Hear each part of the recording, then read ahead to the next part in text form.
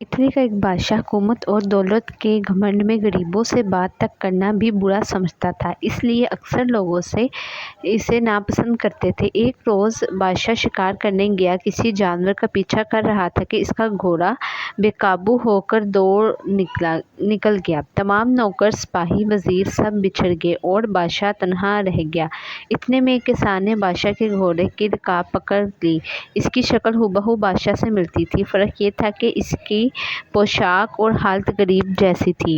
اس نے بادشاہ سے کہا کہ میں 3 دن سے حضور کی ڈیوٹی پر بھوکا پیاسا چلا آ رہا ہوں، مگر کوئی میری فریاد نہیں سنتا۔ بادشاہ غریب کو میلے کچیلے کپڑوں میں دیکھ کر یہ کہتے ہوئے آگے بڑھ گیا کہ میں ایسے لوگوں سے بات بھی نہیں کرتا۔ غریب کسان پھر بھی اس کے پیچھے پیچھے چلتا رہا، یہاں تک کہ بادشاہ ایک تالاب پر پہنچ کر گھوڑے سے اترا۔ اس نے تاج اور کپڑے اتار کر ایک طرف رکھے اور نہانے کے لیے تالاب میں اتر گیا۔ جب بادشاہ تالاب میں اتر چکا تو غریب کسان نے بادشاہ کے کپڑے پہن کر تاج سر پر رکھ لیا۔ بادشاہ کے گھوڑے پر سوار ہو کر رفو چکر ہو گیا۔ کسان بادشاہ تھوڑی ہی دور گیا تھا کہ اسے شاہی نوکر چاکر مل گئے، جنہوں نے اسے بادشاہ سمجھ کر ادب سے سلام کیا اور ان کے ساتھ شاہی محل میں چلا گیا۔ اصل بادشاہ تالاب سے نہا کر باہر نکلا تو کپڑے، تاج اور گھوڑا کچھ بھی موجود نہیں تھا۔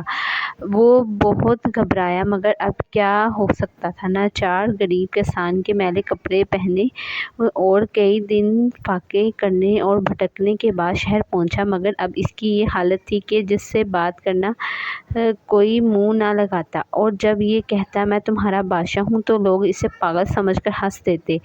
2-3 ہفتے اسی طرح گزر گئے۔ جب اسے پاگل کا قصہ بادشاہ کی ماں نے سنا تو اسے بلوا کر اس کے سینے پر تل کا نشان دیکھا، پھر جس سے اس کی سچائی کی تصدیق ہو گئی۔ کسان نے اصلی بادشاہ کی یہ حالت دیکھ کر کہا کہ تم وہی شخص ہو جو دولت اور حکومت کے گھمنڈ میں غریبوں کی فریاد نہیں سنتے تھے۔